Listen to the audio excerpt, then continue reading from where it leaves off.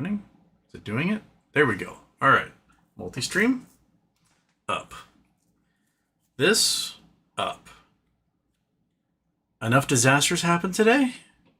There we go. All right. I think I've got it.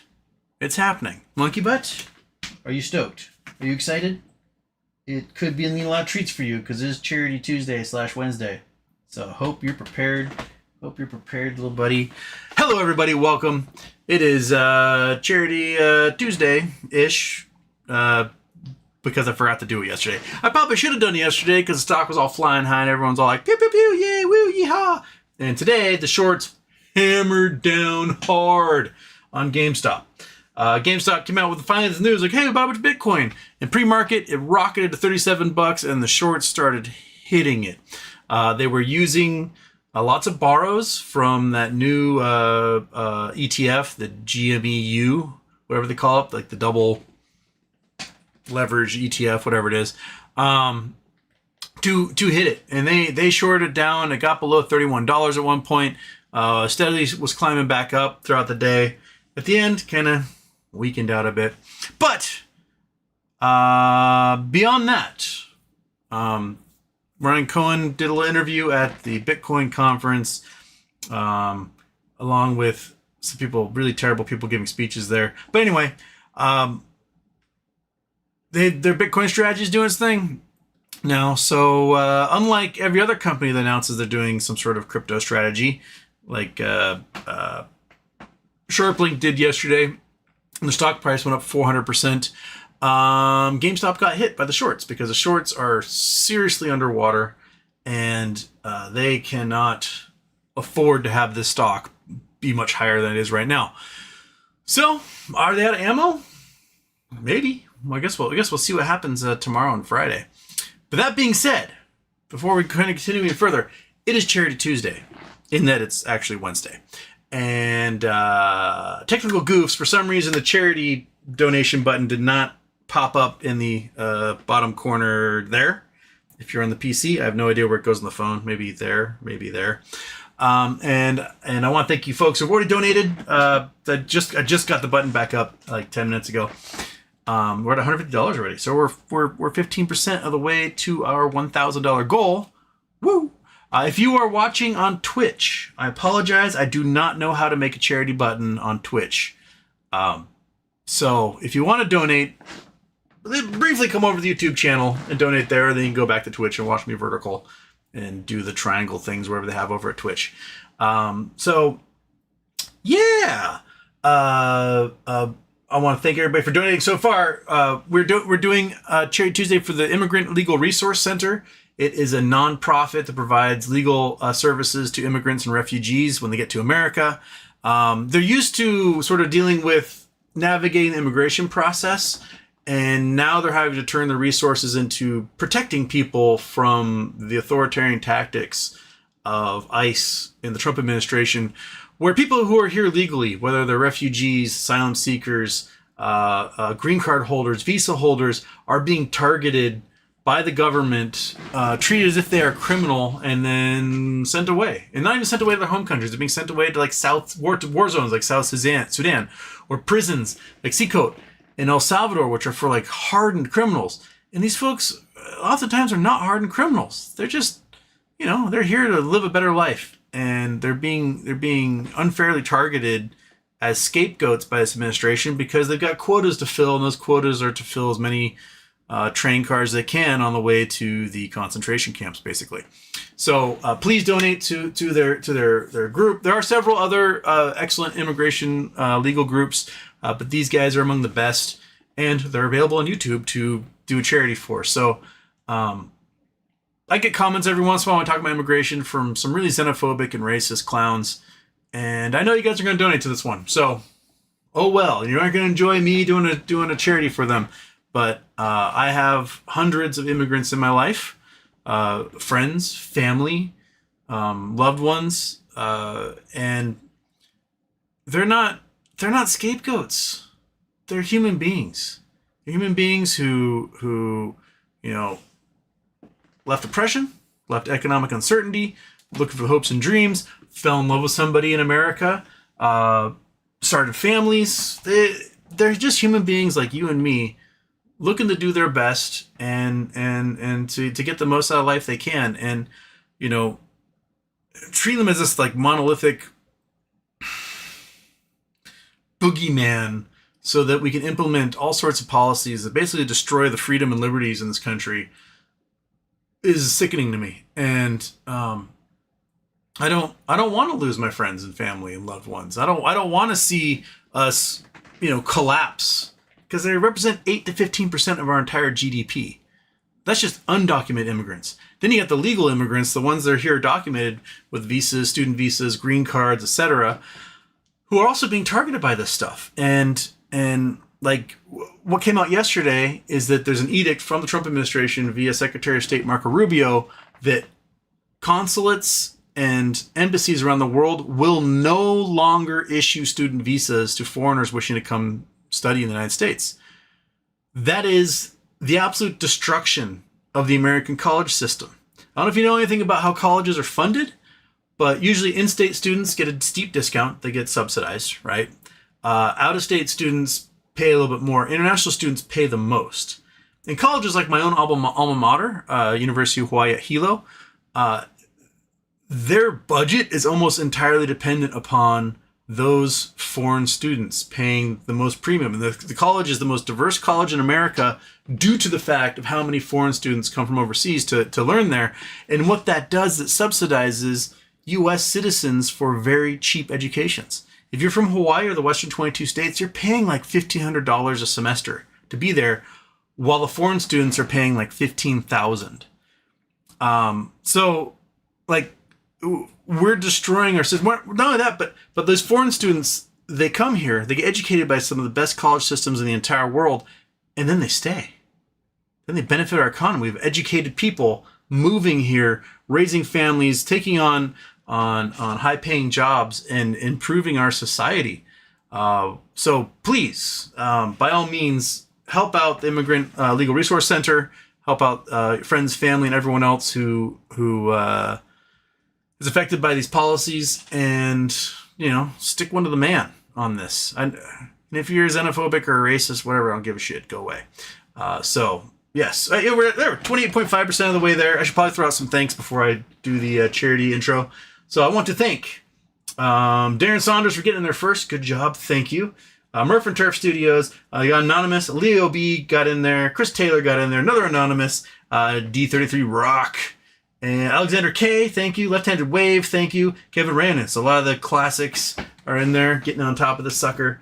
Thank you for throwing us out there. So we're 28.5% of the way to our $1,000 goal. And that means I have to hit the, where is it? There's a Tuesday intro. Shaboom. Oh, crap, I never... Let's get started.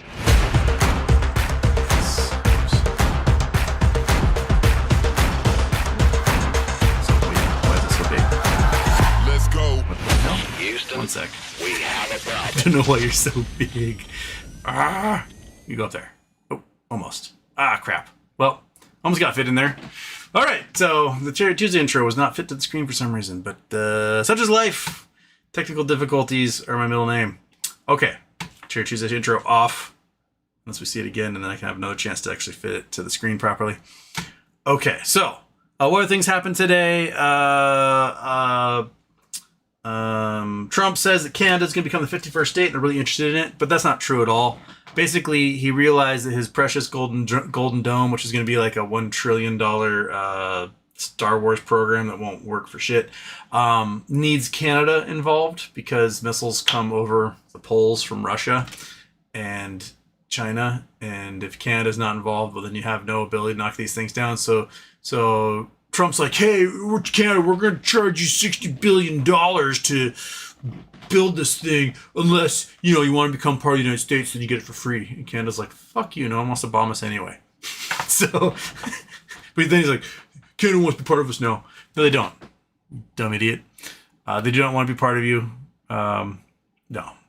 Matter of fact, I got a call today from the Canadian government asking me about immigration and if I would like to apply. I think because I've been applying to colleges there for visa, and it's pretty interesting because it looks like Canada you pay the visa application fee, which is not cheap. It's like $270, but whatever. And they will actively help find you a job after that. So that's kind of interesting.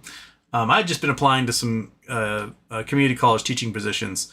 And the community college teaching positions actually pay way more in Canada than they do in the United States. Because I'm part-time, I'm adjunct. So here in the US, I make like $5,000 a quarter. So over like 3 or 4 months, I make $5,000 teaching one class. Their part-timers are doing like $100,000 a year at community colleges, part-time. And they have healthcare and everything else. So,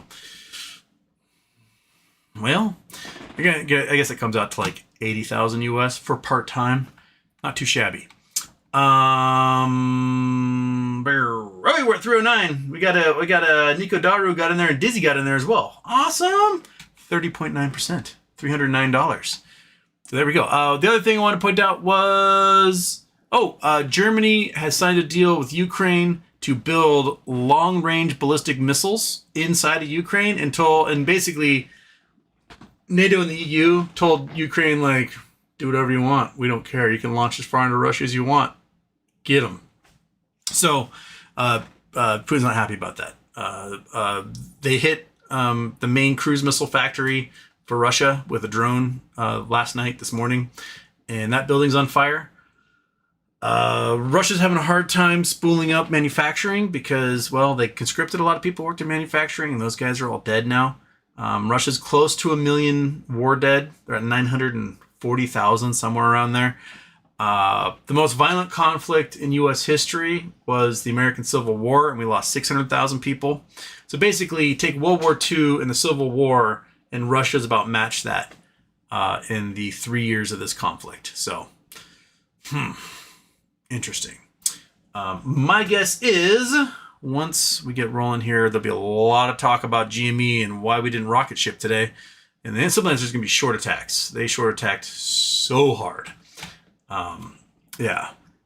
Almost interesting, he said the Twitch side. He says, Twitch is also an awkward aspect ratio. I know. Streamlabs, there's some sort of legal qualifier that I'm not allowed to broadcast widescreen at the same time on Streamlabs on Twitch as I am on YouTube. So people are suggesting I use Realstream, so maybe I'll check that out and learn how to use it. It took me so long to get as terrible as I am at Streamlabs, so I fear change. Kevin Ronan, holy crap, first, happy birthday for last week, H-Dubs. You got that in a couple hours ago when I launched this thing. The whole reason why I launch Charity Tuesday shows so early is so people have a chance to get in there and donate hours ahead of time, and the donation button wasn't there.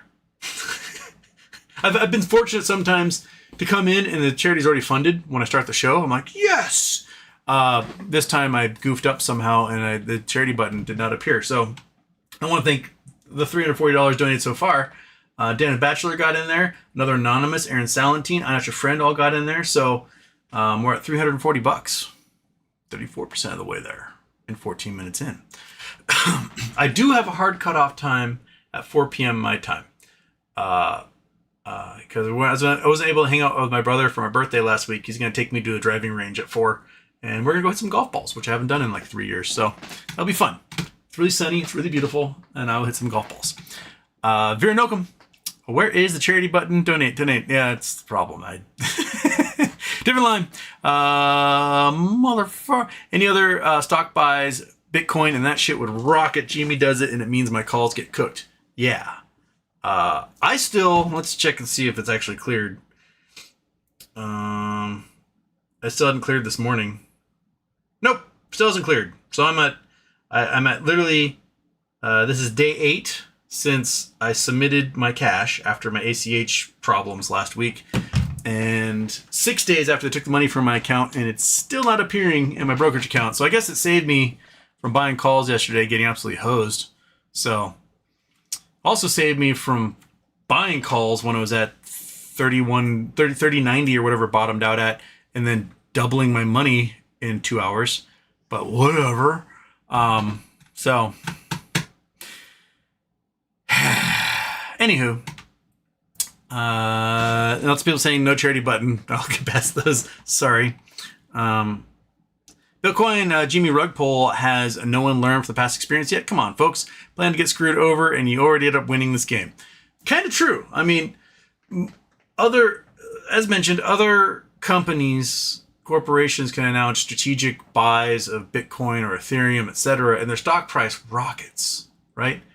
Trump Media, DJT, used to be a Digital Acquisition Corporation. And they have a revenue of $3 million a year and losses of $401 million. They announced they're going to invest $2 billion of borrowed money into Bitcoin, and the stock price goes, whoop, right? So GME can't win. GME is on the shit list for sure by these hedge funds because they're in so deep and they never bother closing that the easiest thing for them to do is to just borrow more and hammer it down. They're basically taking out credit cards to pay off their credit cards at this point because they as long as they can like have a stay of execution or delay, then they can live another day and maybe they'll figure out, the hand of God will come down and fix whatever issues they have. But at this point, it's just so much easier for them to short, rather than just admit they were wrong, that they made a mistake and close their positions. And our hope is that they run out of fuel, the dry powder's gone, and the price goes up, and then they're just doomed. And then that is the runaway chain reaction we need. And until then, I think we're back to twiddling thumbs, maybe. No, I think the stock price is going to go up over the next couple of days, and we're going to close pretty decent on Friday. But I was wrong. I thought today was going to rocket too, but I also didn't know that the announcement was going to come today before the end of the day. I think it would have been better if Ryan Cohen at the Bitcoin conference did his interview and posted it after close today. That probably would have been a better move, or after close yesterday. Because then all the shorting would have happened at night. And in the morning time, they'd been out of their ammo, right back up again. Different lime. I still do have call bias in my position, but I still have put coverage. It's just that we got news that under no logic should have created a 10% downside move. Yeah, I mean, originally they announced the $500 million investment in Bitcoin, and the pre-market went up to $37 and change before the shorts went and started freaking out and hammered it back down again. So it is manipulation that kept the price down at this point. Different line, if anything, it should have been largely irrelevant. Yeah. Danny Holcomb today was savage. Yes. Brennan Wells, sub BBY, sub No Labs. That November 14th, 2023 hearing got postponed again. Matthew Jackson, glad my deposit is still in limbo too. I would have lost my ass. Yeah. Matthew Jackson, lost faith in AMC. I'm currently sitting upside down, but would liquidity calls for January 20th be an option or just stick with GME? I mean, AMC, the last couple of times GME had a run, AMC had a run as well. The AMC options are cheaper. You're not going to get price swings as great. So like, AMC, you might see it get up to $10, so like a $7 price swing from where it is right now. Cool. You can probably buy your calls for under $1 for near term, and you can make up to $700 on them.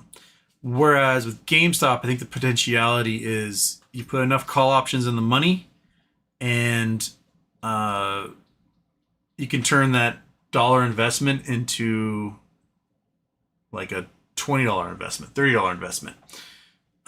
So I don't deal with AMC anymore.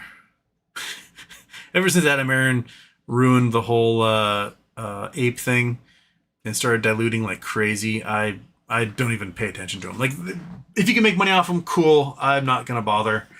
I just don't touch it anymore. Tadalus, finally, happy late birthday, Houston. I can rest in peace now. Are you dying? Oh my goodness. Whoa, we're at $509. Oh my goodness. AV donated. Mike Housen donated. Another anonymous donation. Sold out. The Chill Face got in there. SJ coming in hot from Australia. Oh my goodness. We're at 50.9%. We're 21 minutes into the show and we're already more than halfway to our goal. So, I mean, that means I think if I had the stupid button up, or I don't know why the button didn't pop up earlier, it may have been our goal before we even got on the show. What do you think about that? A little butt licker? Huh? You ready? So, $491, and you get a treat. How's that sound? Yeah, you ready for it? $491? Yes, you little three-legged dog? Huh? She's ready. You can see it in her eyes right there. She's like, $491, bring it. Okay, water. It's warm today. This room is cooler in general than my old room, but it's still, what is it in here? Tell me. It is 75 degrees in here, so it is a warm day. Okay. Where was I? Matthew Jackson, Titleist. Julius Miami, phrase of the day, taco trade. Yeah, Trump always craps out? Trump always... So something like Trump always craps out. Basically, Trump asks for the moon with his trade deals, and then it basically accepts nothing in return in the end. He like gives up. He's like, oh, I put my foot down, and then he's like, and he like blinks. He's definitely someone you'd want to play chicken with because he would, all right, at the last minute. Apparently, economists are throwing that term around, and that when it comes to negotiations, that these EU countries and China and Japan, everyone else are like, all we do is we just go no, and then Trump just gives up anyway, and we get back to where we were. Trump's already like taken off and put on the 50% tariffs like 3 times on Europe, and right now no one actually knows if the tariffs are on or off. They just don't know. They can't figure it out. But they're just figuring he's gonna give up again, or everyone's just going to treat it as if there isn't a tariff and go from there. So yeah. Titleist, I saw biometrics dude say that Gorilla does not have any chances of winning as 100 men because of endurance and probability. Strategizing men, although I would love to see women versus 100 midgets. I don't know if you need, like, the 100 men who would agree to go fight a gorilla. I don't think they are strategists. Like, it's not so much like, hey guys, we're going to get in a drawing room and we're going to create a phalanx and these are just 100 random dudes who are going in there swinging, thinking that they got it. I think at first you're just going to annoy the gorilla, and then it's going to just smash. If there's strategy involved and tools and things like that, yeah, the gorilla loses, right? We're destroying their environment. We can take on them with a D9 bulldozer, and they're not going to win. But man, yeah, if it's just like fisticuffs with a bunch of morons who are dumb enough to do it, I think the gorilla wins. Ting ding dong. Deep Depression Wednesday. How do I help my spouse? I got an interview tomorrow for a job at Aldi. Just hopefully enough money for the bills. Get the grocery store jobs. I don't know if Aldi is union or not, but if you get one of those UFCW grocery jobs, it should, you should have healthcare, you should have pension, you should have all those things. And you can also utilize that to climb your way up the ladder as well. So if you're educated and you take a grocery job, you might be working stock at first, move up to checker, go to night manager, work your way into a store manager position, and all of a sudden then you're making bank. You can also, if you join the union, get into union leadership roles. And then you start fighting the good fight there. So I have a friend who was sort of the union head at the local Safeway. She was selected to go to the DNC both in 2016 and in 2020 as a delegate from Washington State. And the local union saw her as such an effective organizer that she's now in charge of the union here in Washington. They're like, dang, you're good at this. And so they put her in charge.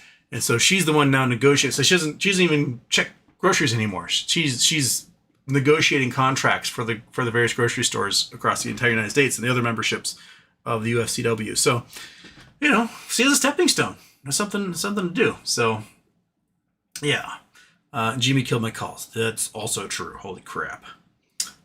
Justin J was getting butt fudged. Yes. Danny Motes, Houston, happy birthday. My weeklies I got yesterday are so boned today. Yeah. Let me look at the this one here. That's what I want. So love the chart already. Come on, man. So man, we're right back at 31 again for like no reason. We got up almost to 33, 32.80, somewhere around there. And then settled right back down again.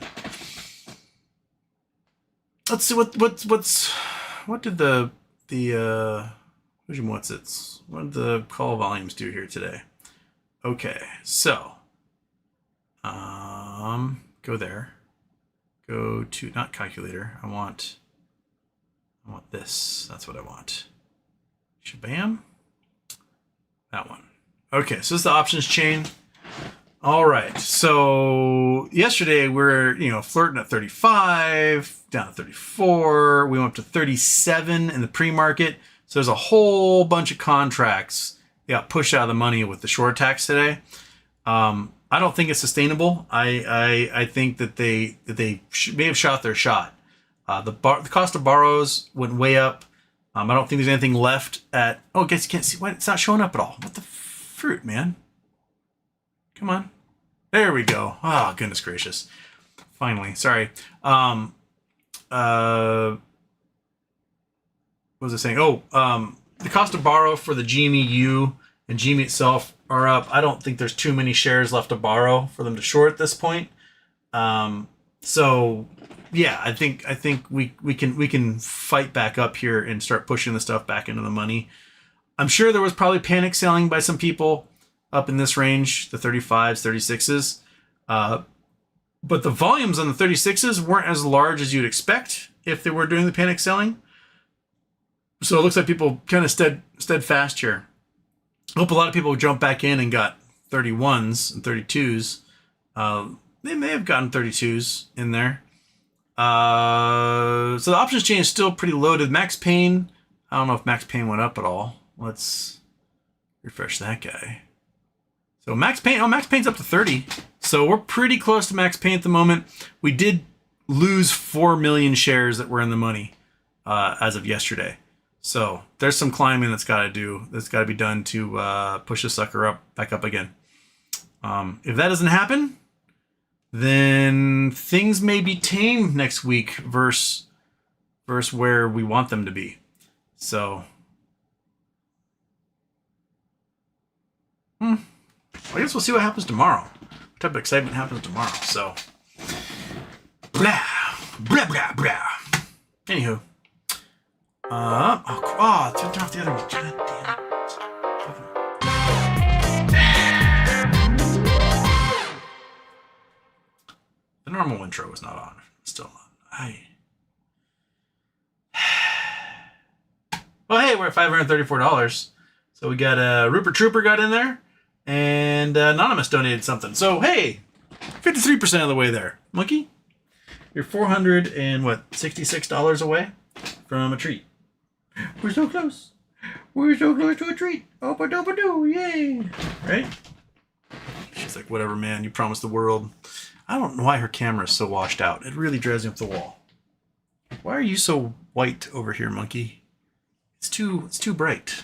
Like, this is my arm color, but then you look up here and it is like a ghost. I bring you love. Remember that, Simpsons?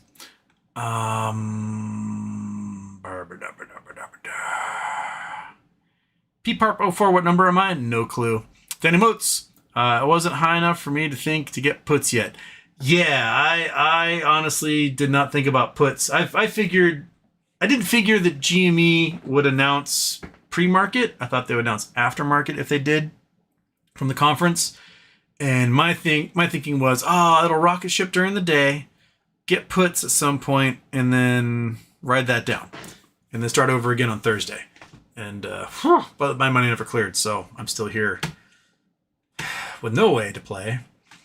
Brian Andrews praying my 35.5s aren't a loss yet. I think it can rebound. I honestly do. True Seeker RC forgetting who saved the company. Gorillas. It's kind of interesting. The little interview they did is only like 5 minutes long. He didn't talk too much. There's like 3 questions. One question was like, how'd you save the company? And he's like, well, we've got to figure that people are streaming games and not buying games. We have to diversify the company and sell things that aren't just games. Understood. Then they announced a Bitcoin thing, and they're like, what can people learn from this? He's like, don't follow GameStop, follow your heart or whatever. That's basically the gist of the 5-minute interview. It's kind of a weak-ass interview, but people are just excited because they own 4,000 whatever Bitcoins. Excuse me. They didn't say when they bought, so we know it's worth $500 and something million. Bitcoin had a good drop today. It was pretty steep before it kind of leveled out. But we don't know if they bought back in April when it was $70,000 or if they bought last week when it was 109. So I don't know if we'll ever find out. They'll tell us when they got in. They're just like, this is how many we have. And I guess we'll learn how much cash they have on hand after that. Will tell us kind of what price they got in, but I don't know. I don't know what they got.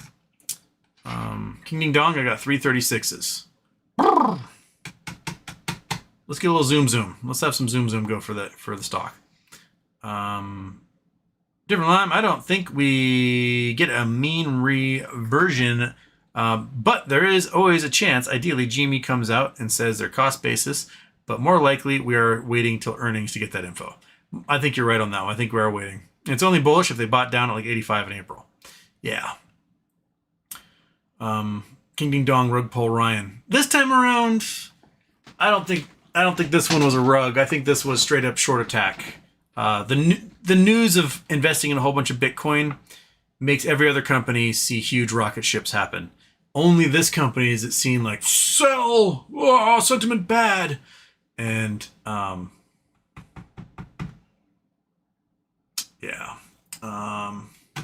it's just shorts doing the short thing. I'm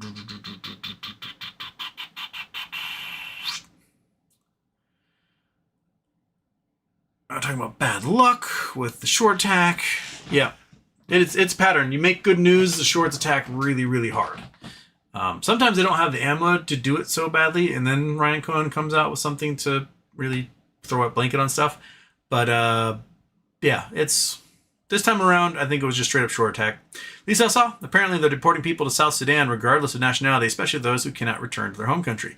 Yeah, they're taking refugees from Cambodia and Vietnam, and they're dropping them off in South Sudan, famine-stricken, war-torn nation. Just the weirdest, most criminal human trafficking a government could possibly do. It's absolutely insane. I don't know if the government of Sudan's like, well, sure, we're dysfunctional, we'll take it if you pay us some money. And then people can just wander around South Sudan looking for food like everybody else, not knowing the language. Because, who doesn't like going from like recovering from war zones to war zones themselves and all that stuff? It's just absolutely bonkers. We're insane. we're insane. Thank you, Anonymous. Another donation there at $554. 55.4% of the way to our goal of raising $1,000 for the Immigrant Legal Resource Center. Thank you, everyone's donating so far, and all those who have not donated yet. We're at 300 of you. So if everybody donates $2 right now, we surpass the goal. Come on, $2. Get us there, man. Okay.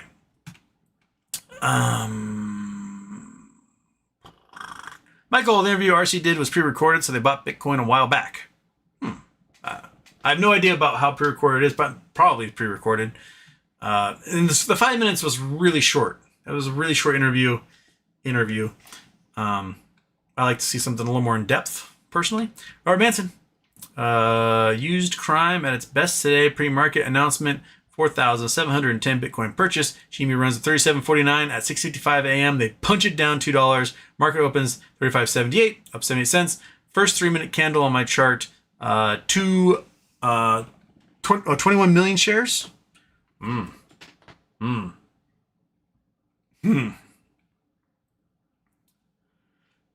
King Ding Dong, Harvard needs to release 3D printing classes for aspiring Luigi's.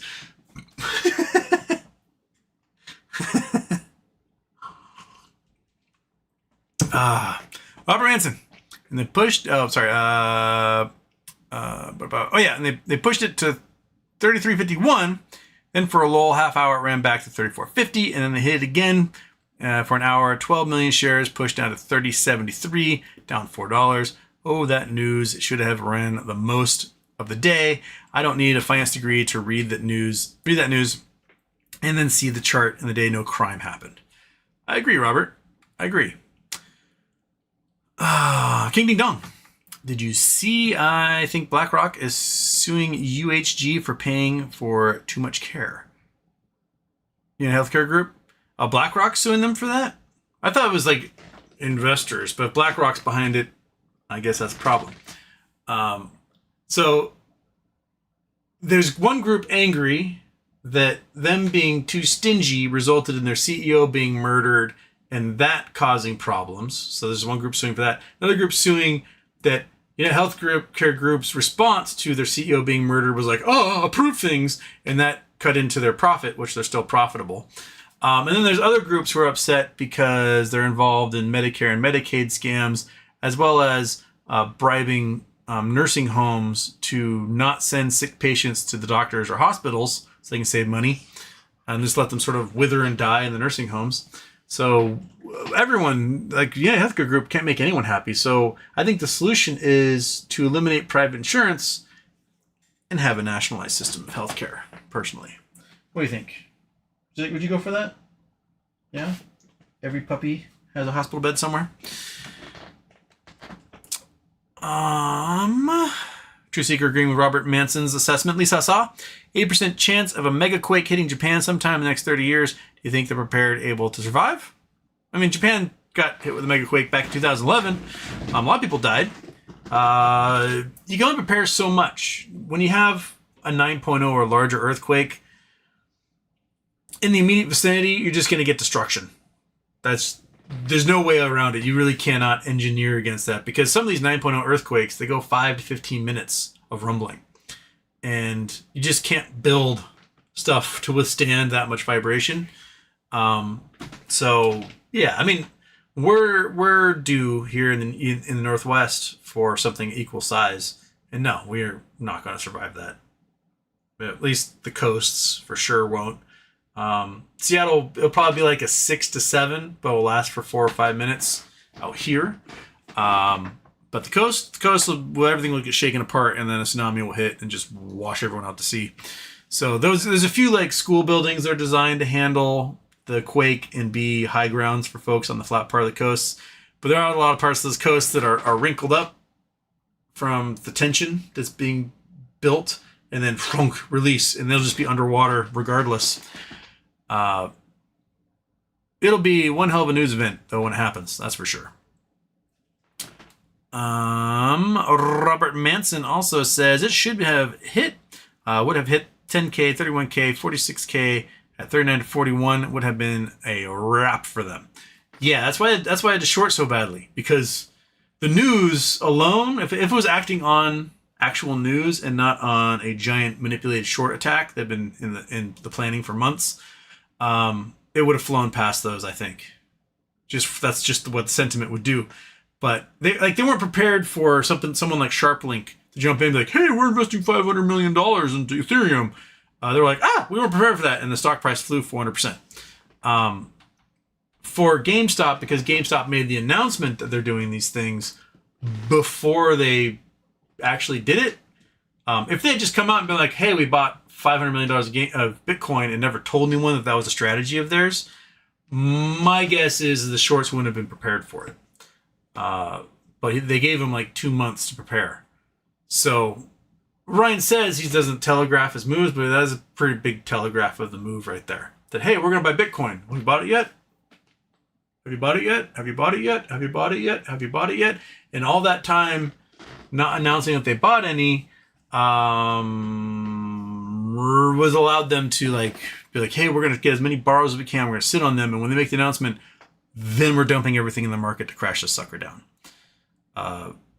So it seems like he did telegraph his moves on that one.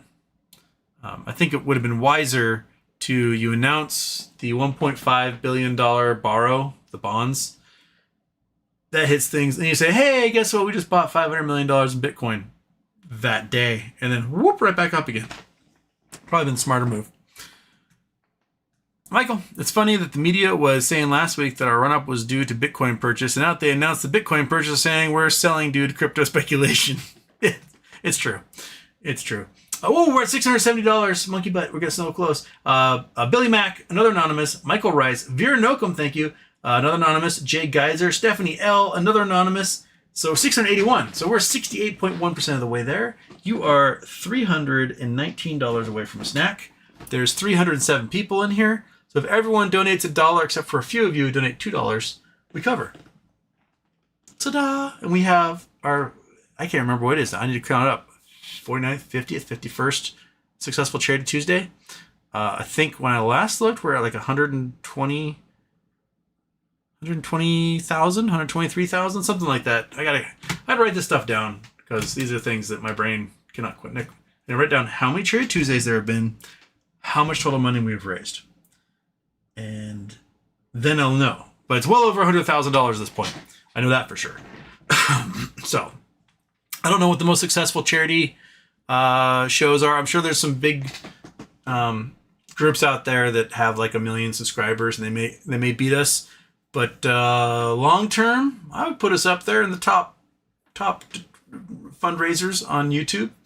They should give like a YouTube plaque for fundraisings, because I think that's more important. See people with like the YouTube plaques behind them, and they aren't for fundraising. I think we should get one for fundraising. Right? Right? She's like, unless there's a treat, don't talk to me. Okay. Start alert, Houston. Ryan Cohen plus Bitcoin. That's so freaking dumb. But Ryan Cohen. I mean, it was coming.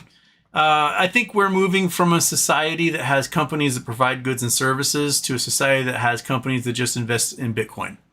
And that everyone is just going to invest in Bitcoin. All user products are going to wither and disappear. And then we're just going to eat Bitcoin for food, use it to house ourselves. And that's just going to be it. It's all going to be Bitcoin from this point forward. Oh my goodness, GRG78. Holy shit. And Kate McFadden, thank you. But DRG78, you just got monkey butt a treat right now. Thank you. Oh my goodness. And no one gave you a crown. Well, True Seeker, who's number 1 right now, gives you a crown or a thingy. But monkey butt, would you like to celebrate which part of a pig? How about this part of a pig? Oh, it's a nice thick one right there. Look at that. Look at that. Even his little hair still on it. Yeah. Oh my goodness. Woo! DRG78. Woo! Saving bacons. $1,201. We are 20.1% over our goal, man.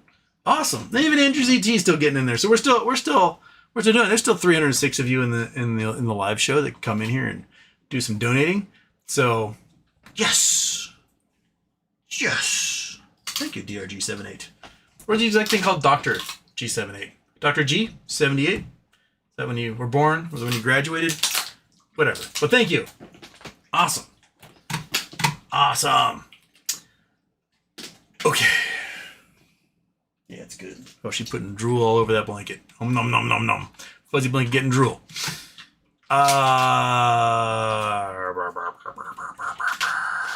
Michael, got my CSP for 30 and collecting a premium in the meantime. Gonna use that for long dated calls. Okay. Rob Manson also can't find what they paid for Bitcoin. Jimmy Investor Relations only says they bought 4,710, and that the 8K state the same. One report said 513 million, but that's equal to today's price, not bought today. Yeah, I think it's weird that they didn't announce a price they got in at. So we know it's sometime between March and this morning, right? So the price of Bitcoin that time, let's look up BTC price.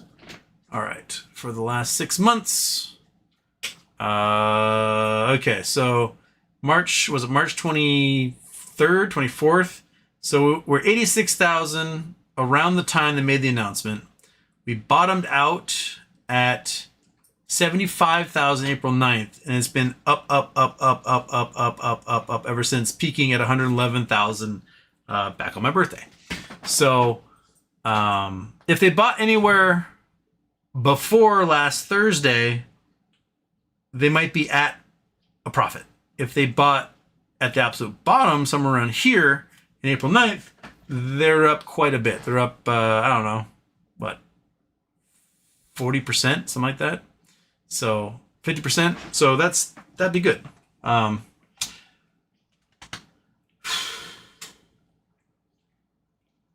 guess maybe we'll find out eventually when they bought. I guess what we'll have to do is we'll have to look at how much cash they have on hand in their earnings report, see the difference of what was reported after the bonds, and then just subtract the Bitcoin out of it, and we can see what they probably bought at. I think that'll work. Eric, so will there still be forced buying for options from last week? That bunch of them went in the money. Seems that they are not purchasing yet, and max paying up to 30. How if not buying? Today was any buying that had to happen. This was the day they did it, because the shorts dumped millions of shares into the market, and they probably scooped up what they could with the depressed price. So any demand was offset by shorts just dumping into the market, and that's where we are. Not that one. This one. The volume is only 45 million today, which still seems too low. Much too low. Well.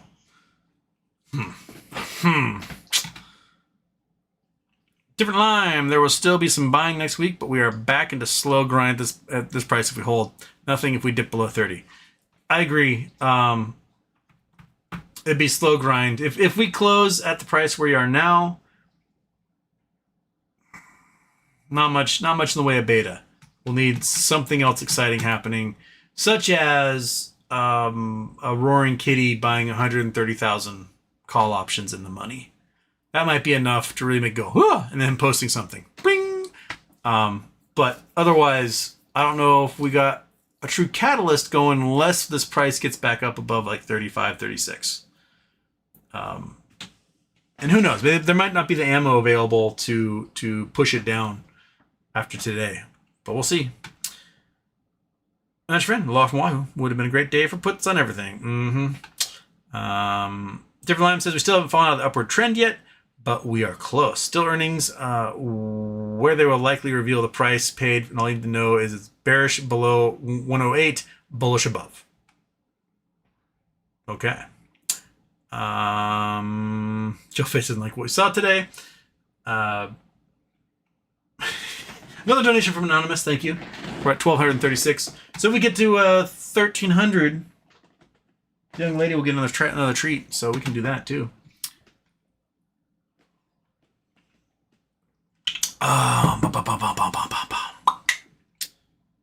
Belgian Whale, what the hell was they today? 40 million volume, BTC news, and 10% down? Yeah. Colin came ready to sell a couple of calls and do a pump this morning. Ended up buying a dip instead. Yeah, that's adapt, react, overcome. Different Line says this week in all likelihood is never going to be a massive upswing week. At best next week, but likely we are looking at June 20th. Oh, you know what I need to do? I need to go over here and make sure I get some Twitch people. Polestar's here. Awesome. Thank you. And Polestar says weird timing with Unity running 12% today. Noted. And that's all I have on the Twitch side. Okay. Phew. All right.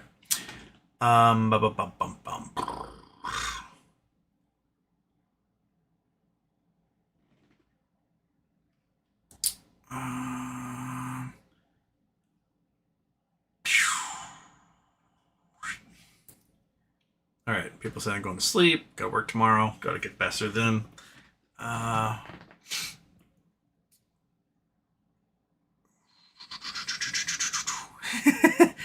People still complain about the trading button. I forgot to get that up there.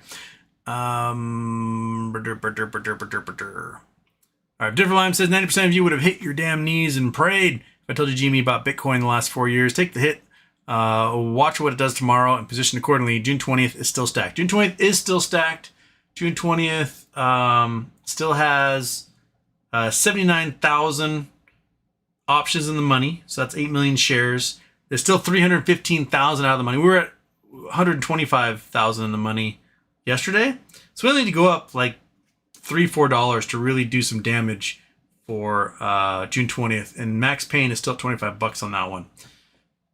So that's a long ways for them to go down between now and then. Chris Taylor, how about that Starship? I posted last night. There's three certainties in life: death, taxes, and Starship blowing up. Starship is a hideous design with poor build quality, and it is likely to always fail. I don't think it's a viable design. I don't think the engineering is good enough. Like I said, the quality of construction is terrible. The Starship production line is the most dangerous factory in the U.S., possibly among the most dangerous in the Western Hemisphere. It's just not built well. And a lot of blood goes into building it as poorly as it is. The heat tiles aren't fixed correctly. The stainless steel isn't riveted well enough. The structure just falls apart. Apparently, they use crappy hoses that break under pressure and just shoot out fuel that then become plasma jets, and the thing just blows up. It's too heavy, which is why they have to use that arm to grab the booster, because if they actually put landing gear on it, it wouldn't get off the ground, basically. There wouldn't be enough fuel for it to get into space, and at the moment, it still can't get into space. They're on their ninth launch, and they still haven't gotten into orbit yet. If this was a NASA program, the program would have been shut down by now. They'd have been like, no, this is a poor use of funds. But Elon built pretty much all the Starships at the same time. And then he launches one, it doesn't work. He's like, well, I'll try this one, and it doesn't work. And I'll try this one, it doesn't work. Dude, all the flaws that are in this thing are in every single one of these stupid iterations you already built, man. Like, you didn't build one and it blows up. You go, that's where I went wrong. And you fix that problem. You just launch another one and go, got some great data off of that. It's blown up 9 times for 9 different reasons. And the doors didn't open, so it couldn't even deliver its payload. So, like, you're going from littering, South Texas to littering the Caribbean, and now you're littering Africa and the Indian Ocean with debris off this thing. So your progress has been, it makes it a little bit further before it blows up and rains down on a bunch of innocent people. But 30 engines is too many engines. I would say it doesn't take a rocket scientist to figure that out, because you literally learn that in school if you're studying rocket science. You learn about large lift systems and having too many engines, and the redundancy doesn't pay off because it just becomes dead weight when they don't work. It becomes more points of failure, and it becomes harder to inspect. So instead, you go for a few engines that are really big, and they're easier to inspect. They have a more power to weight ratio than the smaller engines, and your likelihood of success is much greater. That's why Saturn V had a few engines. That's why New Glenn has a few engines. This is why the Russians decided, 30 small engines was really dumb, and they dropped that back in the 60s. But no, Elon cannot learn from the mistakes of the past. He's got to do them all over again. He is the child who sees the hot stove, and the parents say, don't touch hot. He's like, I don't believe you. That's him. And the Tom Mueller, who ran the Falcon program, is gone, who was competent and knew how to sort of manage around Elon. Like, his managing philosophy was Elon says do this, he goes yes sir, and then doesn't. That's why the Falcon 9 was so successful. You can talk to people who worked on that program, and Elon would come in, spout a bunch of gibberish, make all sorts of demands, and Tom would be like, you got it, boss. Elon would leave, he'd be like, we're not doing any of that. Just keep doing what you're doing. That's it. And now he's retired, and Elon comes in, he's like, and all the engineers are like, ha, ha, ha, ha, and he's like, I'll fire you if you don't do it, because there's no more management structure that can sort of navigate around his insanity. And so yeah, we have a big giant hunking piece of crap that's going to keep blowing up every time it launches because it's basically made by monkeys and was never designed to actually be worth anything or useful. It's just, I wouldn't be surprised if it never gets into space. If they get one into space, I will be genuinely shocked. But there's a very good chance it gets into orbit and then it blows up and we get ourselves a Kessler event. If you know what a Kessler event is, that Sandra Bullock movie Gravity, where the Chinese launch this thing and it blows up a satellite and then the debris comes through and destroys a bunch more satellites and the debris from that destroys a bunch more satellites. That is a very real possibility. And with the fact that we're putting so many satellites up there now for communications, we've got these huge arrays of thousands of satellites. We are compounding the number of things in orbit pretty much at all times, making a Kessler event that much more real. So if they actually do get this ship into orbit and then it pops a zit and then blows up while up there, the thing's so gigantic that you're looking at probably the biggest debris field ever created in space. Now traveling in all sorts of different directions at 10 to 20,000 miles an hour, ripping through everything. A pebble traveling at that speed annihilates you. A grain of sand puts a hole in you at that speed. So now you got nuts and bolts and giant hunks of stainless steel and ceramic thermal tiles and titanium engine parts and fuel lines and O-rings, all traveling at those speeds all over the place, ripping through everything in low Earth orbit, basically tearing apart our entire communications network, all of our observation satellites, the space station, et cetera, et cetera, et cetera. And that stuff will stay up there for thousands of years. So a Kessler event is no joke. If it happens, we are stuck on the surface of this Earth for thousands of years. We will not be able to leave. We'll not be able to launch anything into space. Anything goes up there, it just becomes more debris. Because it just becomes this shrapnel field orbiting us. It'll make for spectacular shooting stars. We'll have that going for us. But, just imagine all 8 billion humans suddenly having to go back to World War II technology to communicate with each other. That's it. We'll be entirely dependent upon undersea cables.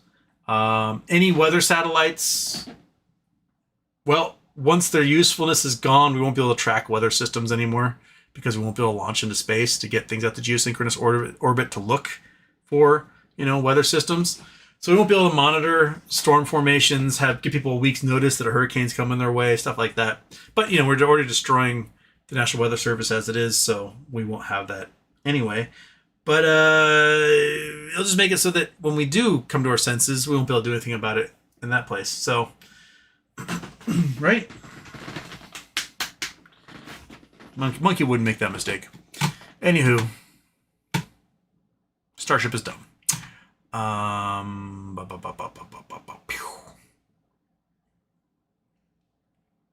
Belgian whale. Oh yeah, I bought 1,000 $5 Tesla puts for January for $1 each. Okay.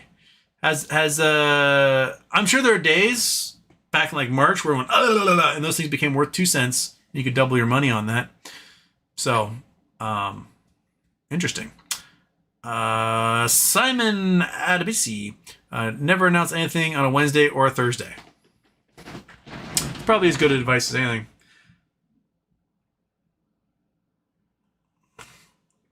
Okay. Clayton. Oh, I forgot to check our.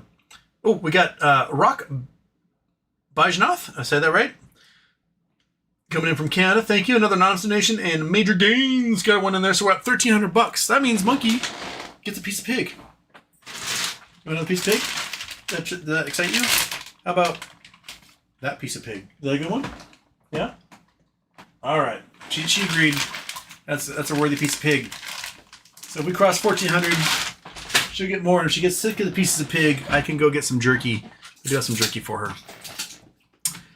Thank you, everyone. $1,300. Yes. All right. Okay, Philip Clayton. Hey, Houston.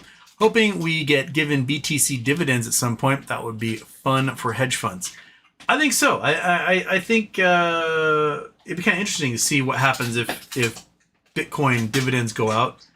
Then, because that would tell you, based on the immediate buy pressure, about how much they're short. That'd be a great way to get sort of a census of how short they are. Because if those hedge funds have to go out and buy a whole bunch of Bitcoin, yeah, I think it'll be a pretty good experiment. Monomoth Jimmy let me down today. Guess is buy the rumor, sell the news. Definitely on that one for sure. Oh, I just lost my spot. Just reset. One sec. I got to scroll way back. Oh my goodness. There we are. Okay. Monomoth. Trump tried to rug Nvidia today. Crazy. I think someone could hack his Truth Social and tank or rocket the market. That probably wouldn't be that bad of a criminal plan. I mean, Truth Social is already extremely hackable as it is. It's a pretty dog shit. Like it's basically freeware that you can get off GitHub to make a Twitter-esque type platform. And the folks who work there aren't the best in the business. They are pretty bad at their jobs. So it's like Parler, it's like Gab, it's like those other companies that are kind of similar that had almost no security. I'm guessing that if someone really, really wanted to, they could probably hack that site fairly easily. Yeah, I mean, let's see here. Okay, so you'd have to do it from a foreign source, masking everything, going through like a US VPN, hacking the page so they can't be figure out where it's coming from. You would have to probably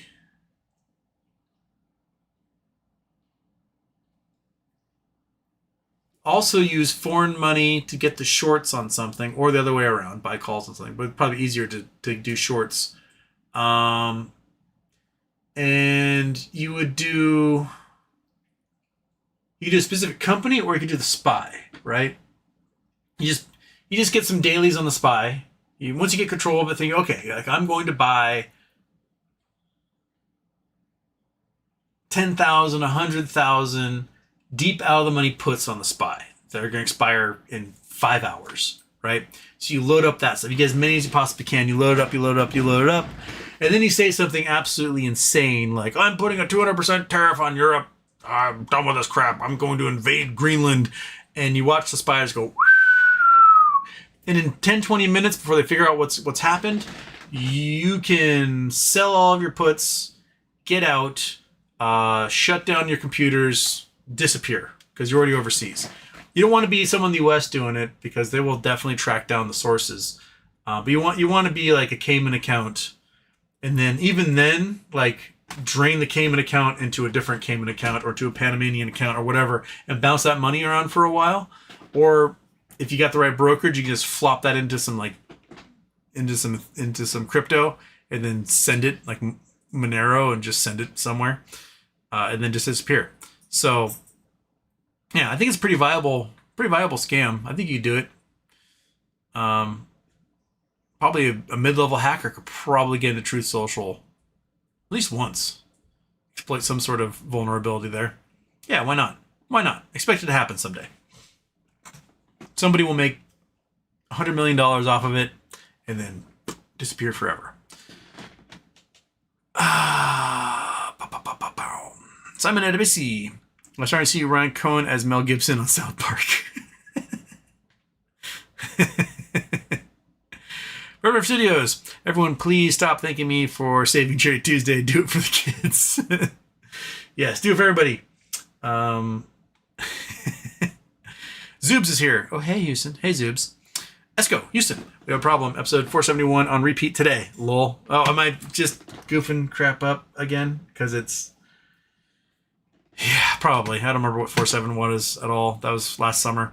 Another month, Nvidia missed earnings and still rockets. Yeah, Nvidia gets a rocket, right?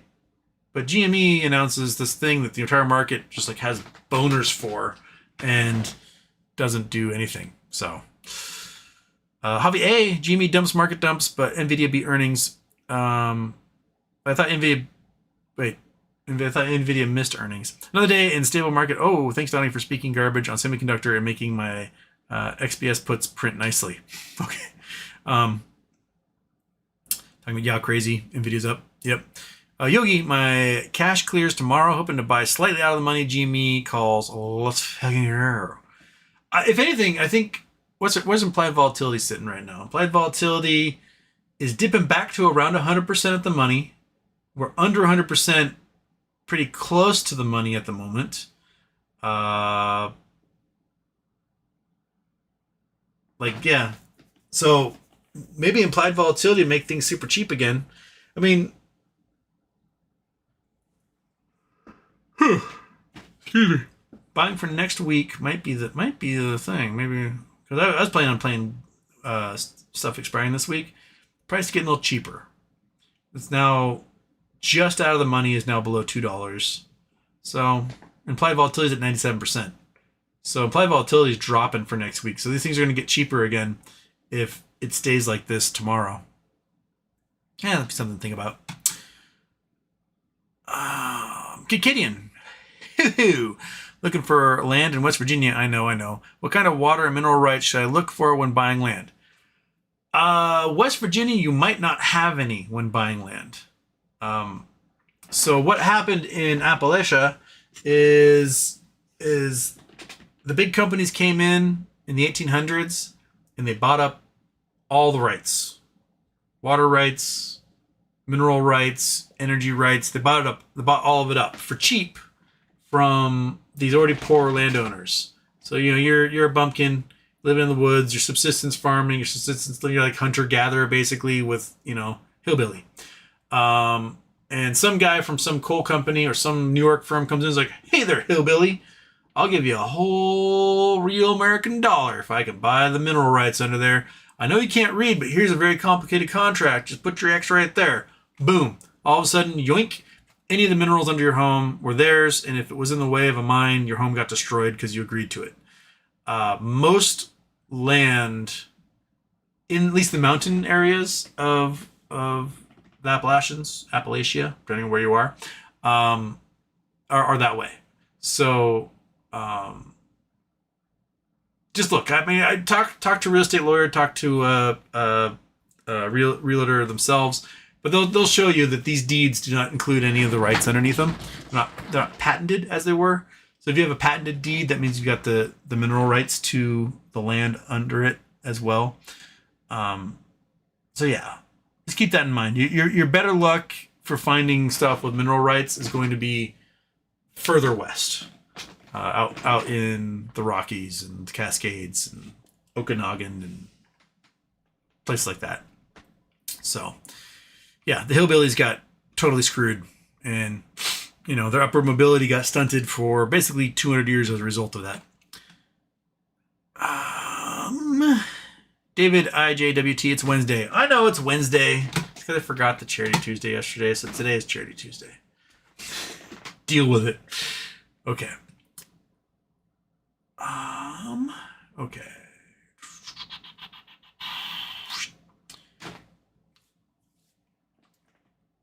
Okay, Yogi, does T35 only include business days? I think we'll see a pop 35 days from today. Probably. The pop wise, I can't remember. Does TM35 include business days? Does it? I don't know if anyone can pop in the chat and tell me if it includes business days. I have no idea. I don't remember off the top of my head if it includes business days or not. But there's probably some autist in here who knows for sure.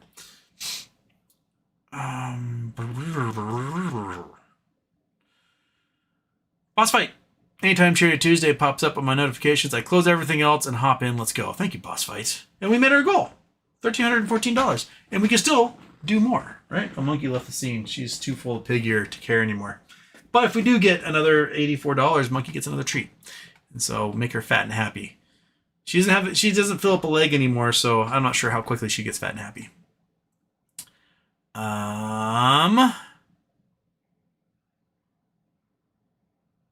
Cone Eye of the Storm. H-Tiz, why did you shout on GME today? Why did I do it? Sorry.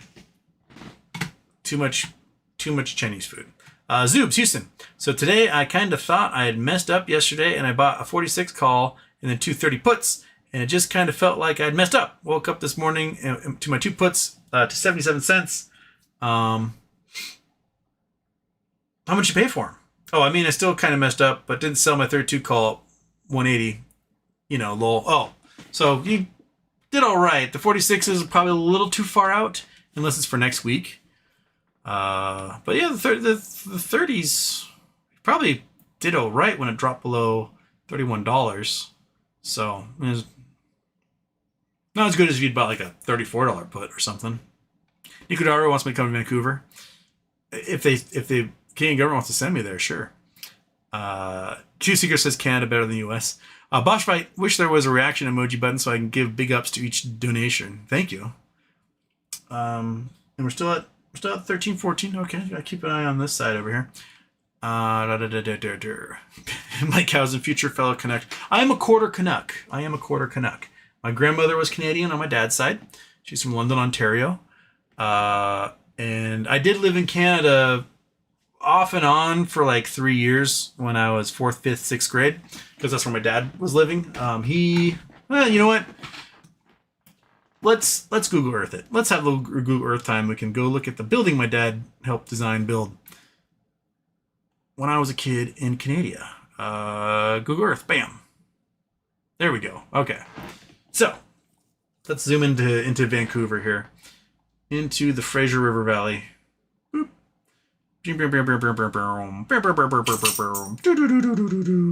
Okay, so Vancouver is a pretty big city.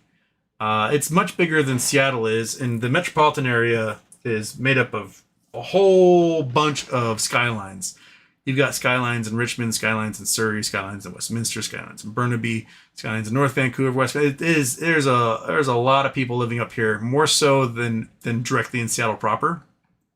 But downtown Vancouver is actually this little guy, this little peninsula right here.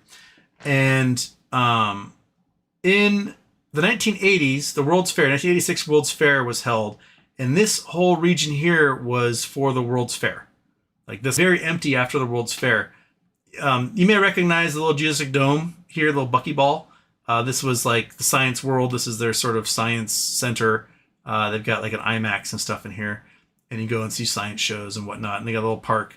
There's still some empty lots in here that are kind of used for the stadium, but a lot of this stuff was built since 1990. Over here, so this is called Yale Town these days, and 888 Beach Avenue was the building. This one right here. So this was like the first tower to go in for all this empty stuff that was out here in the late 80s. And so it's this complex. It was like a 33-story tower, 15-story tower, 9-story tower, and then some townhomes that surrounded it with like a little courtyard and common area. And the Chinese loved it. It was like perfectly timed for all of the people from Hong Kong leaving, because China was going to take over Hong Kong, and they were terrified. A lot of triads. And these units, even in 1991, when they were pre-selling this stuff, I remember thinking like, holy crap, these are expensive. So these little townhomes right here, these guys in 1991 were selling for 600,000 to 800,000 Canadian, which is like, that was an astronomical price even for urban areas back then. The penthouses and stuff, I think, were still in the $1 million range up here in the big top of the tower. But this is the project my dad worked on for 3 years up in Canada. And then this guy, this tower here, this is where I lived. This guy right there. This building did not exist. This was an empty lot. I lived on the 27th floor. Would have been, let's see here, 1, 2, 3, 4, 5, 6, 7, 8, 9, 10, 13, 14, 15, 16, 17, 18, 19, 20, 21, 22, 23, 24, 25, 26, 27. So this patio, and you go to the other side, there's another patio you can't quite see. That was mine. This window right there, that was the window in which I would fire paper airplanes out constantly. I was a kid. I was bored. This giant teacher strike, especially in fourth grade, that went for like 4 months. So I wasn't in school because there was no school going on in Washington State. And so I went and like hung out with my dad and just wandered Vancouver as a 9-year-old. And my dad just came home one day from like the office supply store with a 5,000 sheet box of white paper. And I just made paper airplanes, would shoot them out of the window all the time. And then I would count cool cars from the window because you'd see Lamborghinis and limos and stuff like that. And so I spent a night just counting cars for some reason. And then right across the street from the aquatic center, which was fantastic. Olympic size swimming pool, diving tank, hot tub. Yeah, just go right across the street and just go swimming all day. And met all sorts of cool kids that way. But yeah, this building didn't exist. Best paper airplane I ever made.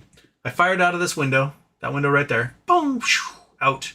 And it went, not just flew.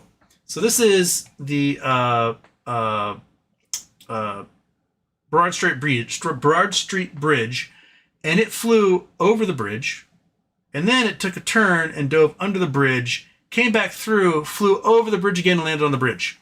So out of those 5,000 paper airplanes, that was the single greatest one I threw out of that. I remember just like cheering, and my dad's like, "What's going on?" I'm like, "Whoa, look at this thing!" And it's just gliding, went under the bridge, came back out, and just landed right there in the middle of traffic. And I was so excited. My dad's like, "We're gonna go to jail for how much you're littering in Vancouver."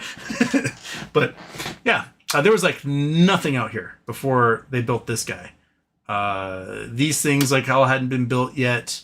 None of this had been built. None of this was all just like big giant parking lots. I think they'd prior to 86 World's Fair, there were like smaller cargo ships that would make their way in here, because I think these are drawbridges, and so this was like a shipping area prior to the World's Fair. But now most of the shipping is all up here, North Vancouver, and on this eastern side. Anywho, yeah. So that's the highlights of the couple of years I spent in Vancouver. And man, Vancouver's an awesome place to be a kid. Holy smokes. For a big city, so many little like water parks, amazing pools. So you got the beach here. So this is the Beach Avenue that comes along here. You have Sunset Beach Park, and then it bleeds into Stanley Park, which is this big giant feather plucker up here. Lots of stuff. But you have the beaches. There's like, where's the pool? There was a pool up here. Yeah, there's a swimming pond. There was a. Is it gone now? There was a big giant round pool. It's like a circle. And there was a swimming pond. It was like a full-on, like unheated pool. But there was all sorts of water parks, like little mini neighborhood water parks, like all over the city in the summertime. There was a giant pool out here. Is this it? Yeah, there's this giant pool here. It's like a 100-meter pool. It's crazy huge. And so I'd be like with this YMCA group and go there a lot and swim. There's a planetarium out this way. Then there's UBC, and they all sorts of cool shit as well. But it was like restaurants everywhere. There are like some space alien type people out here in East Vancouver, but you know, whatever. Everything closes at 6 and they borrow the windows. And they're like, but none of them are as scary as like downtown Seattle at night. So, and people in downtown Seattle aren't as scary as like, I don't know, downtown St. Louis at night. So, it's all relative in that respect. But yeah, you got racetracks, you got stadium that's held up with air pressure, so the door wants to blow you out into the hallway when you get in. I liked it. I had a great time in Vancouver as a kid. I don't know if anyone here grew up in Vancouver, but it was great. Okay. Enough reminiscing about 30 years ago in Vancouver. 34 years ago. Holy crap. Okay. Tampa Buckeye Houston. The short sale restricted is triggered, so that can't so they can't short through Thursday only on upticks, but this usually creates a snapback loop 85% of the time. Crime pays until it doesn't. It's true. It also depends. They can short ETFs. They can short XRT and they can short the GMEU all they want. So they can pick stuff out. It depends on if they already did the damage with. Excuse me, I have the hiccups today. If they already did the damage with those already, it might not be too much ammo left because it looks like GMEU especially got picked clean. There aren't that many shares available in it, so maybe they're naked selling it to try and short it down, or using it as locates or something. But I hope we get a little snapback. Snapback would be nice. Here's that whopping dollar for the kids to buy that whopping BK in the year 1994. Anyway, here's a dollar. Hope helps. Thank you. True Seeker. Were Roaring Kitty Bean still dog food? Chewy? What? Thank you, Truth Seeker. I'm not sure what you're asking for, but excellent. Sis54, GME set to announce quarter one results Tuesday, June 10th. Will BTC affect earnings? When was the BTC bought? I am happy to hear that they are aiming to please shareholders. Also, Taco has reached Trump. He mad. I'm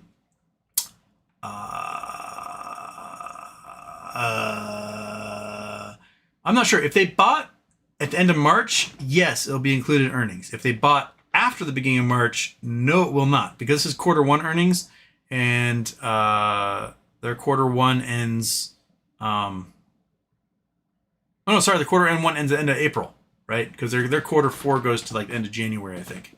So yeah, their quarter one ends at the end of April. So if they bought between March and April, it will be on there. If they bought in May, it will not. I get that right, Monkey? Yeah, their quarter's like offset by a month, I think, if I remember correctly. Please correct me if I'm wrong, chat. How bizarre. If you send money through bill pay via your bank to your brokerage account, the money clears within a day for me. Oh. I'll have to see how that works. I know if I didn't know ACH was going to screw up. Normally I get instant deposit. So I deposit the money, they go, we trust you that the money's coming, play with that money. And then I play with it. And then everything clears like a few days later, we're cool. But because ACH was down on Monday when I sent the money not knowing it was down, I sent it, and then one of the first things I saw was like, ACH is down and all sorts of problems. I was like, fart. Then on Wednesday, they finally sent the money back. Like, no, it doesn't work. You failed us. And they put some sort of demerit on my account where they're like, you don't get instant deposit until everything clears this time. And so once it finally clears, then I can get instant deposit back. But until then, I don't get it. So I talk to a broker, call them up, talk to a broker. I'm like, hey guys, you fucked up. Why am I being punished? I'm like, well, it just makes an automatic trigger in the account because it says, you can't be trusted, blah, blah, blah. And we can't let you play. Okay. So I was like, well, why is it taking so long to clear? Because you took my money out of my account on Friday, and here we are Wednesday, not cleared. They're like, well, it just, we just got to make sure that we take the full 7-8 days to clear it all. I get it. It's like bureaucratic Kafka-esque stupidity, but it's annoying. Oh my gosh, is it annoying. So, I would have made several grand yesterday, and then I would have lost it all today. So I guess that's one thing to look at. But if I had this morning, I probably would have doubled my money because I've been able to buy $31 calls and then sell them when it got to 32 and change, almost 33, and I would double my money again. So,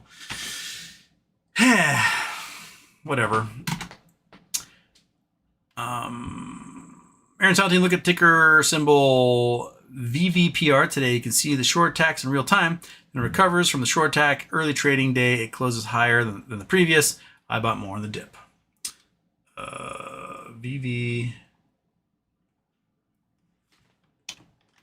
VVPR price. Well, it looks like it rose and then dipped. This guy. Nope, that's still Vancouver. Boink. Okay, so went from 6, shot up to 8, hammered back down to 6 something, shot right back up again, and then petered out at a high above 6. All right, Vivo Power. What's it been doing for the last, whatever? So we bottomed out below 5 just in the last week. Last month, we were below 3. Last 6 months, so it looks like the ultimate low was 74 cents back in March. And then it's been like a gap up and then a gap up. Interesting. There is 121 million to launch XRP treasury strategy. This is another group announcing that they're buying a whole bunch of crypto, and the stock price goes, whee! But no, GameStop can't announce they're buying crypto because, then we got to short it down to nothingness because they spent too much money. They spent more money than everyone else on it except for MicroStrategy. Weird logic behind this all. Abraham Gertz, have you heard about the short sale restriction being triggered on GME today due to the 10% price drop? How do you think this might impact price movement for the rest of the week? It's had minimal effect because they're still allowed to short ETFs that contain GME. And that's how the shorts have gotten around it in the past. This time around, I think to short it as much as they did to keep it from going above $40 on the news of the Bitcoin release or the Bitcoin purchase, probably used up all of their ETF gas. And I don't think they'll have anything left for the next couple of days. So it may bounce back pretty good tomorrow. We did see it once it hit that 10%. They weren't allowed to short for the rest of the day. It rose a little bit and it still came down. So I guess we'll see what kind of buy pressure we have tomorrow. It may have dropped enough that caused a bunch of sales to happen from options writers who had been hedging. They bought a bunch of shares like, oh crap, all the stuff's in the money, and it dropped enough. They went, oh, and they were able to dump in the market and be like, look, I don't have to cover this stuff anymore. So that may have been like a double-edged sword on that. So if there is some buy pressure tomorrow, buy pressure comes in tomorrow, and there's some whales out there who want to pick up some cheap stocks and buy big, that could be enough to trigger the gamma ramping again into Friday if the price goes back up to like $34, $35 and puts millions of shares back in the money. Because then the options writers now have to go back out there and buy all those shares they sold today to make up for it. And because they only have a day left before all that goes in the money. So I guess we just see which way it goes.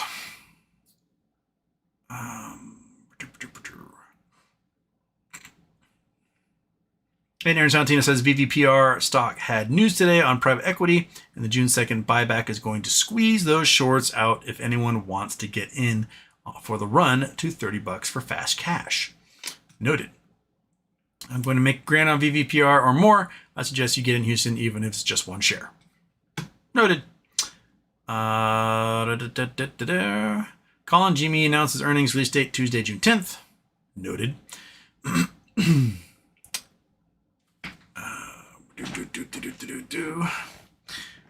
And Aaron Soundteen's stoked that their dollar helps eat away the legal fees for some immigrants. Yes, and where are we sitting at for right now? We are Dig Dug Doink got in there. Fantastic. We're at $1,334. We are 33.4% above our $1,000 goal. Yeah. Woo. Nice.